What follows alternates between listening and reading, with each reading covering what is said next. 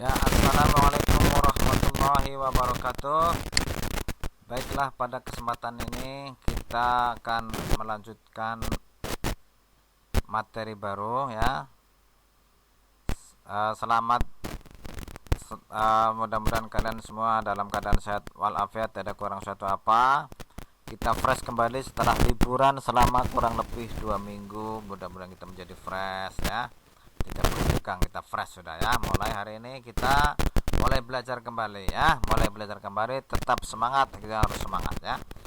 Kita belajar kembali, kita liburan kemarin sudah ya, kita sudah fresh, sudah mengendap semua masalah ya. Kita belajar kembali pada hari ini dalam keadaan fresh, sehat walafiat, tidak kurang suatu apa.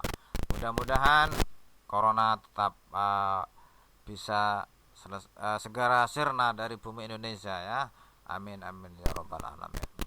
Baiklah, pada kesempatan kali ini kita akan belajar tentang perbandingan trigonometri ya. Masih ingat dulu perbandingan segitiga segaris bangun ya. Nah teman, kali ini kita lebih luas lagi ya. Oke, perhatikan di sini perbandingan segitiga. Oke, nah misalkan di sini ada dua segitiga yang sebangun, segitiga ABC sama segitiga PQR. Maka sudut sudut P sama dengan sudut A, sudut C nya sama dengan sudut R, sudut Q nya sama dengan sudut B. Maka kalau dua segitiga yang sebangun, maka sisi-sisinya akan sebanding. Berarti di sini AB dibanding PQ akan sama dengan BC dibanding QR, akan sama dengan AC dibanding PR. Ya, jadi AB banding PQ sama dengan AC banding PR. Nah, seperti itu. Tuh. Nah, kalau kita gabung segitiganya seperti ini, nah, maka ini adalah segitiga tetap sebangun karena sudut-sudutnya sama semua. Yang ini pasti sama, yang ini juga sama.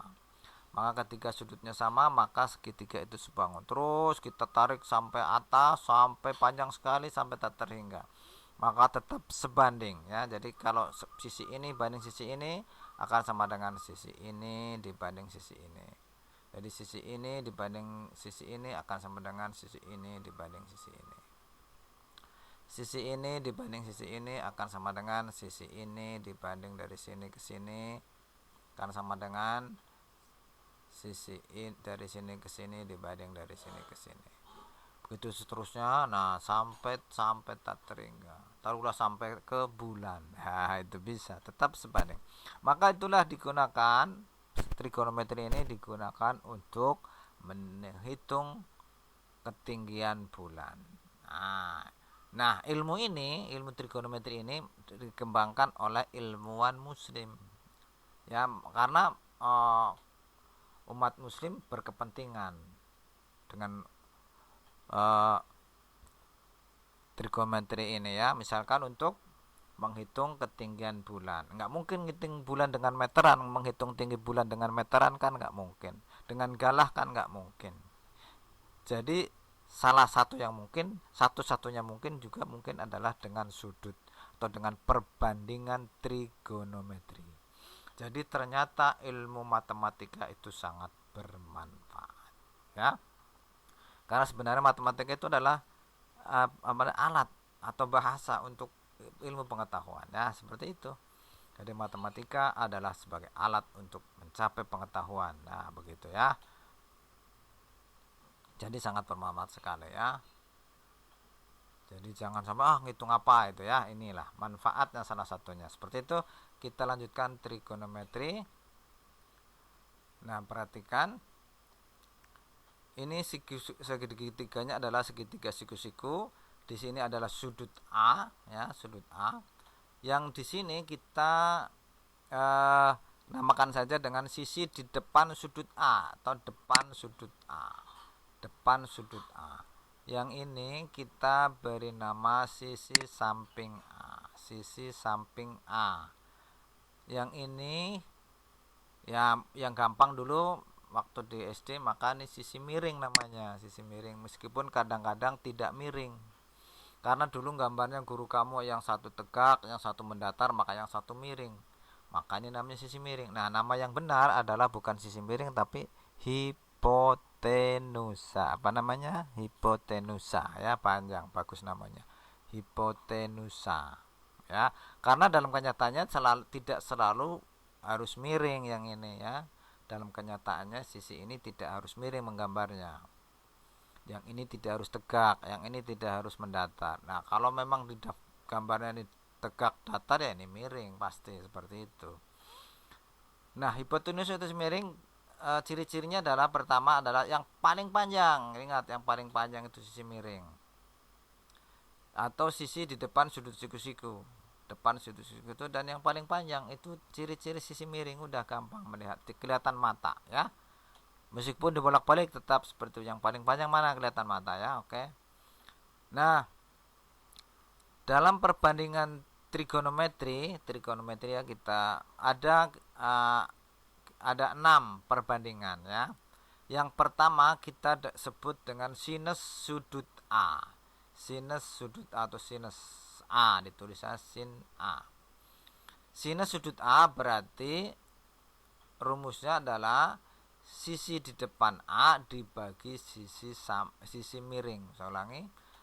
Sinus sudut A adalah sisi depan A dibagi sisi miring, atau kita singkat dengan demi depan per miring. Kosinus A ditulis dengan cos A ya, kosinus sudut A. Jadi dalam nulis sin cos tangan harus ada sudutnya. Ya, pakai sudut. Di sini sudutnya sudut A. Sinus sudut A. Rumusnya adalah sisi samping per sisi miring. Maka kita singkat dengan sami, samping per miring.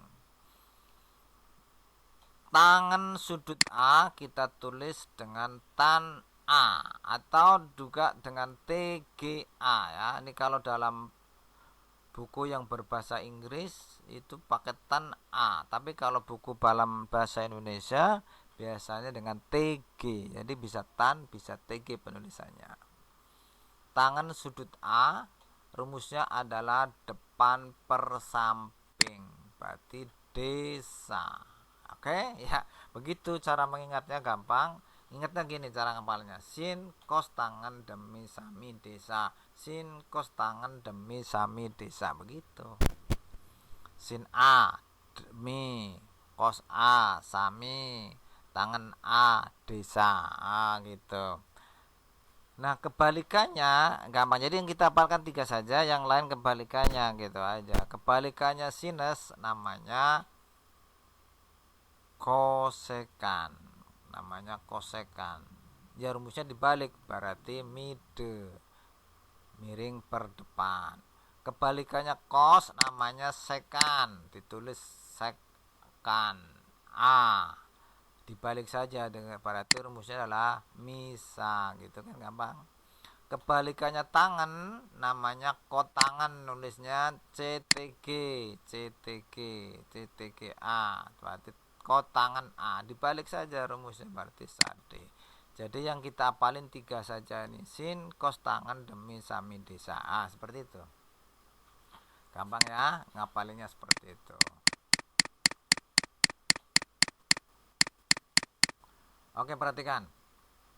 Ini adalah segitiga, siku-siku di sini. Ini sudut A. Ya, dari gambar ini mana coba sisi miringnya mana?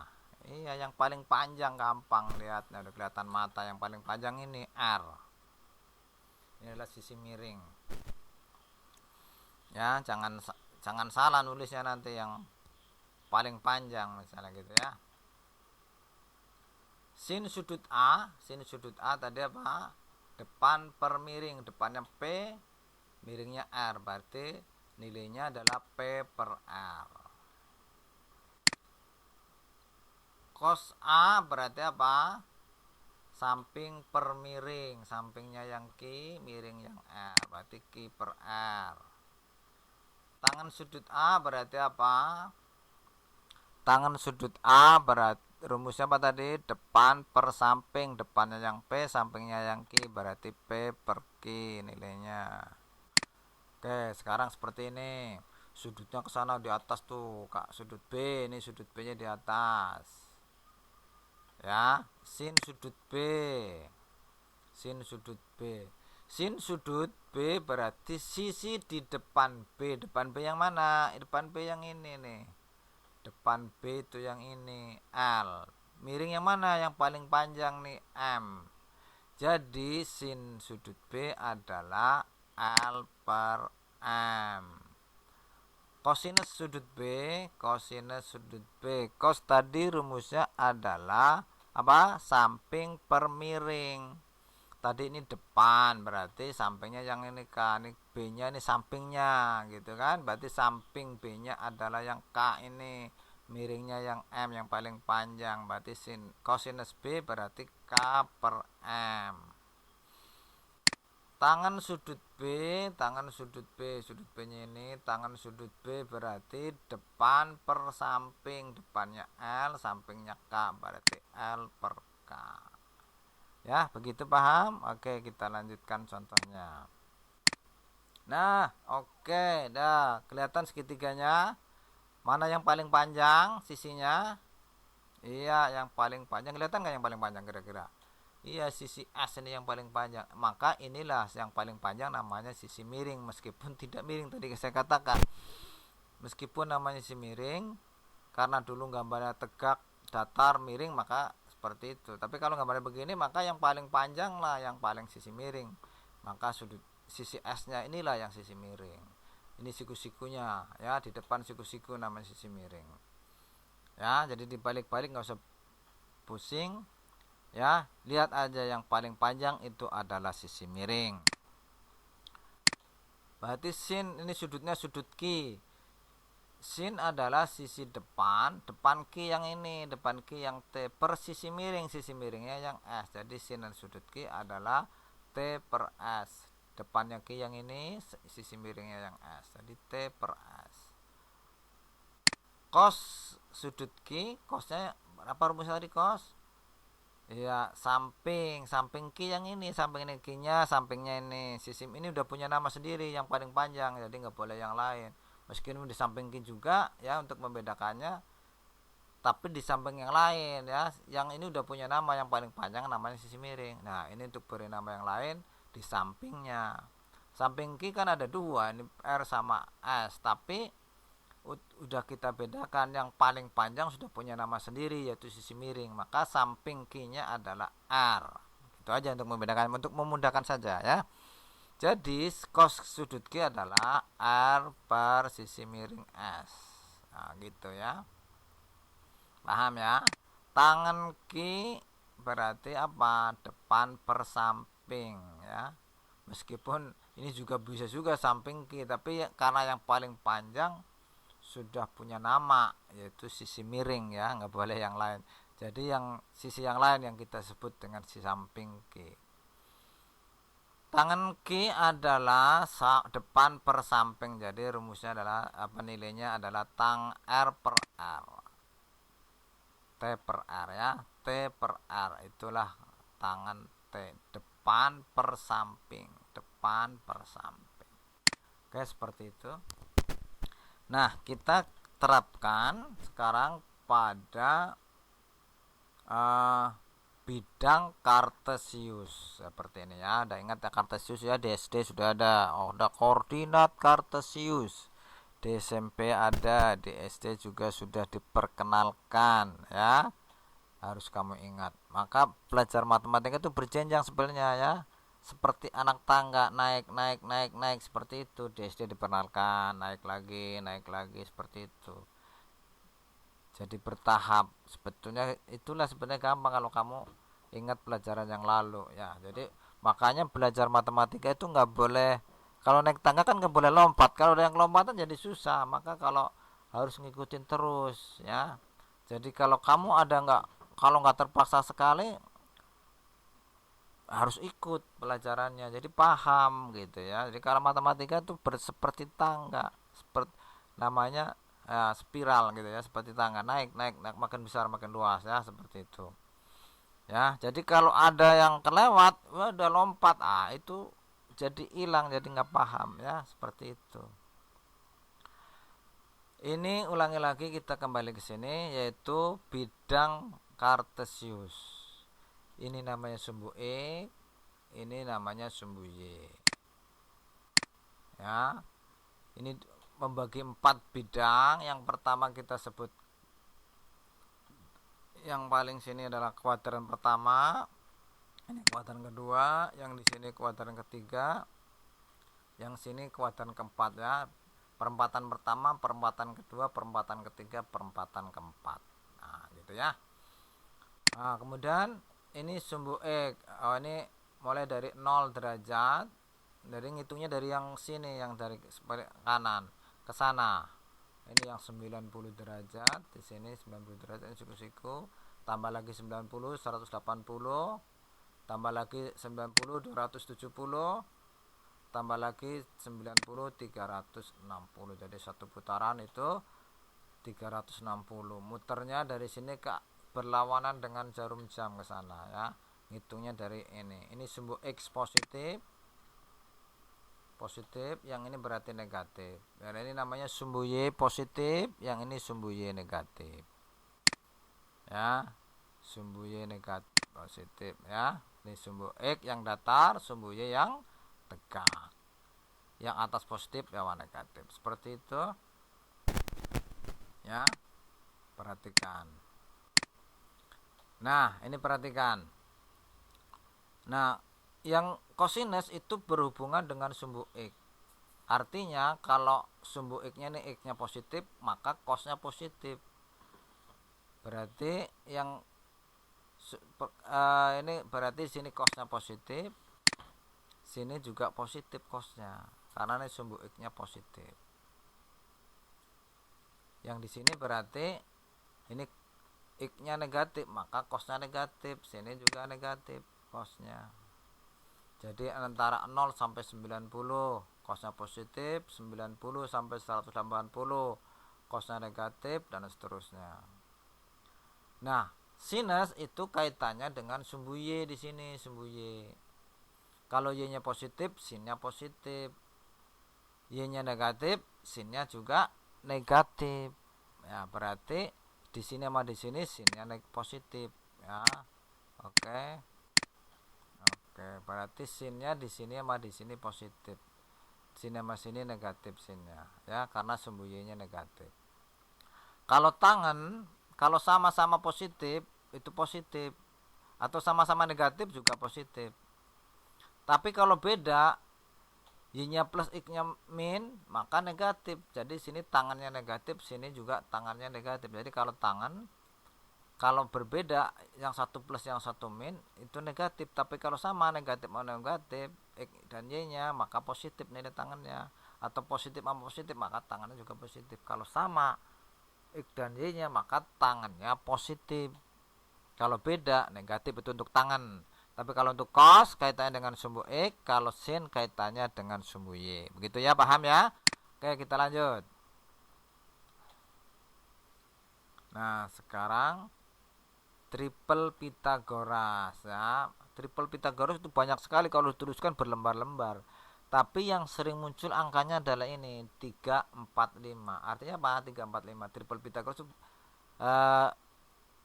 rumus Pitagoras, rumusnya adalah atau dalilnya adalah kuadrat sisi miring itu sama dengan jumlah kuadrat siku-sikunya.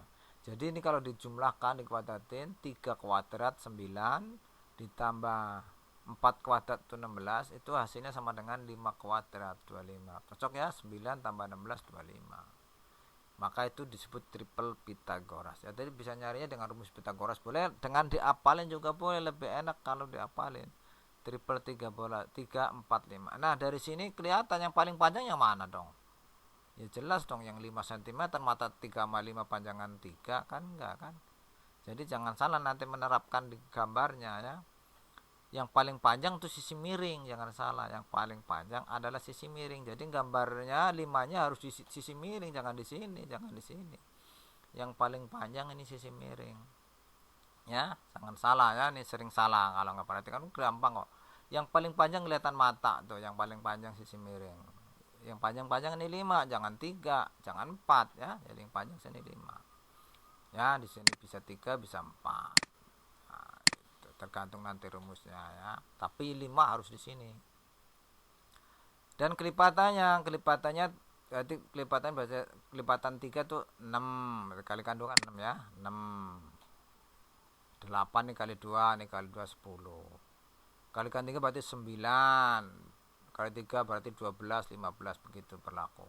Ini juga berlaku triple Pitagoras. Kenapa nih? 6 kuadrat 36, 8 kuadrat 64, 100 kuadrat 100, pas. 36 tambah 64 100. Maka triple Pitagoras kelipatannya berlaku juga.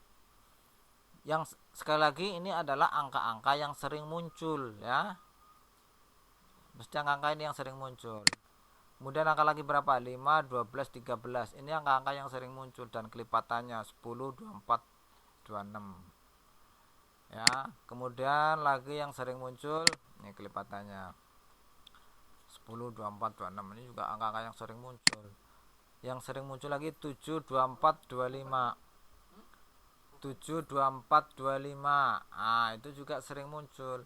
Yang satu lagi yang sering muncul itu 8, 15, 17 ya, belum nggak tertulis ini, lupa tadi. 8, 15, 17. Ulangi. 8, 15, 17. Ingat-ingat. 8, 15, 17. Itu adalah triple Pitagoras yang sering muncul 3, 4, 5 dan kelipatannya 5, 12, 13 dan kelipatannya 7, 24, 25, kemudian 8, 17, 8, 15, 17. Itu angka-angka yang sering muncul. Yang sesungguhnya itu banyak sekali kalau dituliskan berlembar-lembar. Kalau kamu beli buku tabel trigonometri itu ada triple Pitagoras banyak sekali. Untuk ngapalinya ya pusing juga kalau kebanyakan. Nah, yang sering muncul angkanya ini yang perlu dihafal, nggak usah banyak-banyak. Ada beberapa poin saja kelipatannya. Oke, contoh soal, perhatikan. Contoh ya, sinus sudut A sama dengan 4/5.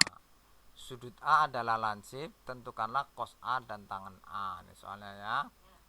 Sudut lancip itu adalah sudut yang kurang dari 90, berarti antara 0 sampai 90 derajat. Artinya itu di kuadran pertama tadi. Berarti X-nya positif, Y-nya juga positif. Berarti cos-nya maupun sin-nya adalah positif nilainya. Kita gambar dalam segitiga. Nah, tadi sinus rumusnya apa? Sinus adalah rumusnya apa, masih ingat? Ya, depan per miring. Berarti depannya adalah yang 4, miringnya yang 5. Nah, kamu lihat ini yang paling panjang yang mana? Kelihatan di mata, jangan naruh di sini yang paling panjang. Berarti yang paling panjang adalah sisi miring. Tadi sin A adalah depan per miring, berarti yang paling panjang ini, berarti 5-nya di sini. Ya, kita tulis dulu sudut A-nya ya. Sudut A-nya di sini. Sudut A-nya di sini. Berarti depannya adalah 4.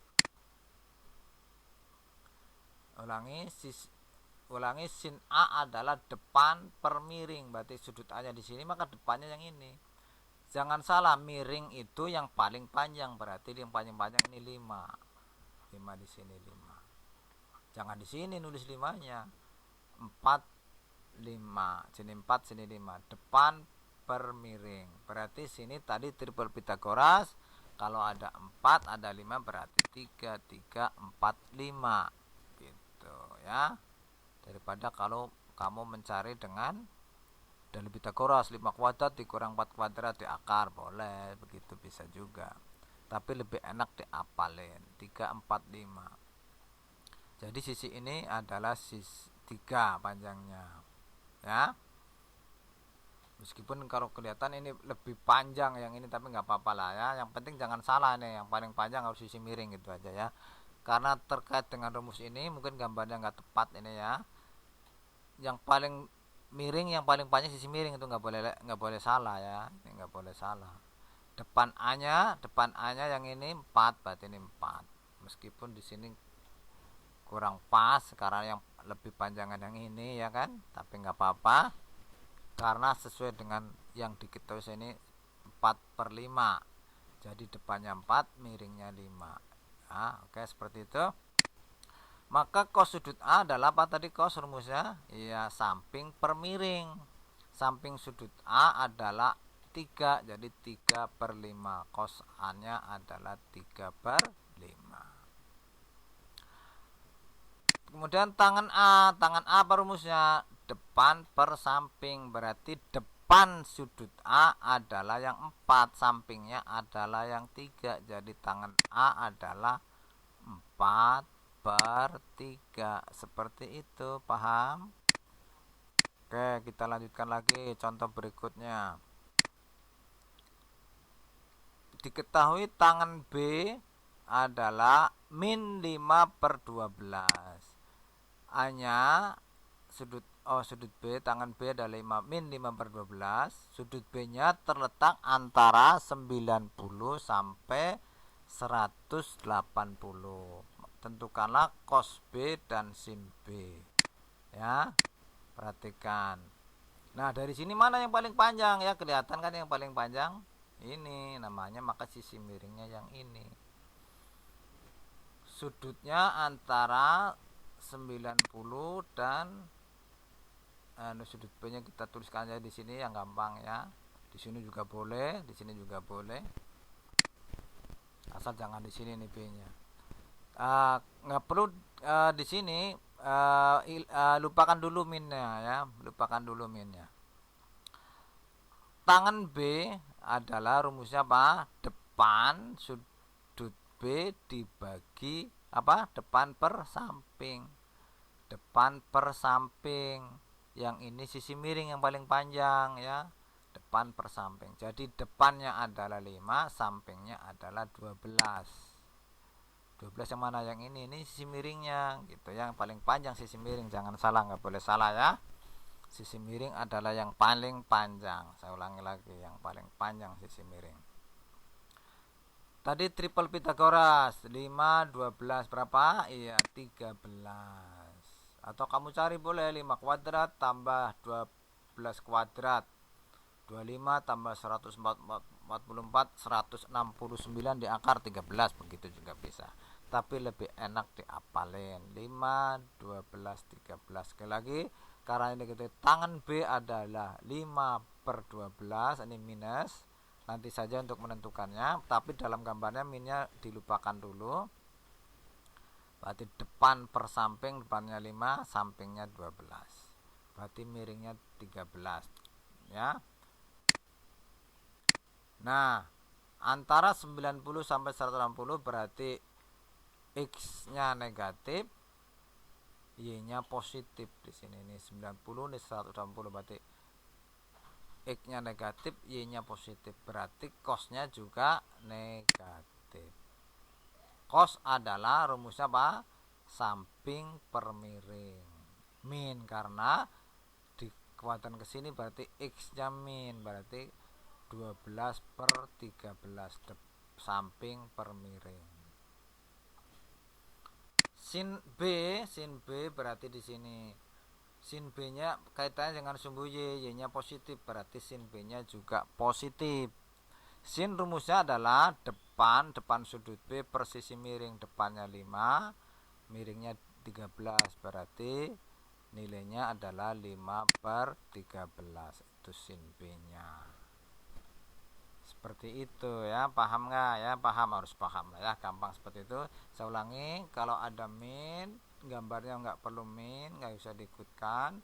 Yang paling panjang adalah sisi miring, jangan lupa harus itu ya. Depannya mana sesuaikan dengan rumusnya, ini depannya. Karena tangan depan per samping, berarti depannya ini sampingnya 12, miringnya yang 13, pakai triple Pitagoras yang kita apalkan ya. Gak perlu dihafalkan semua. Tadi triple Pitagoras yang perlu beberapa saja, yaitu kamu apalin. Oke, nah ini soal. Oke ya. Ya, demikian yang bisa saya sampaikan ya, mudah-mudahan kalian semua memahaminya ya. Saya ulangi lagi, tekankan lagi, triple Pitagoras itu ada 6 perbandingan. Sin A rumusnya depan per miring demi, cos B adalah samping per miring sami, tangan B adalah depan per samping. Sin cos tangan demi sami desa gitu ya. Sin cos tangan demi sami desa. kemudian triple Pythagoras jangan lupa. Kemudian kalau cos terkait dengan sumbu X, kalau sin terkait dengan sumbu Y. Ya, demikian apa yang bisa saya sampaikan. Assalamualaikum warahmatullahi wabarakatuh. Ya, selamat bekerja. Jangan lupa nanti saya berikan latihannya dalam bentuk Google Drive.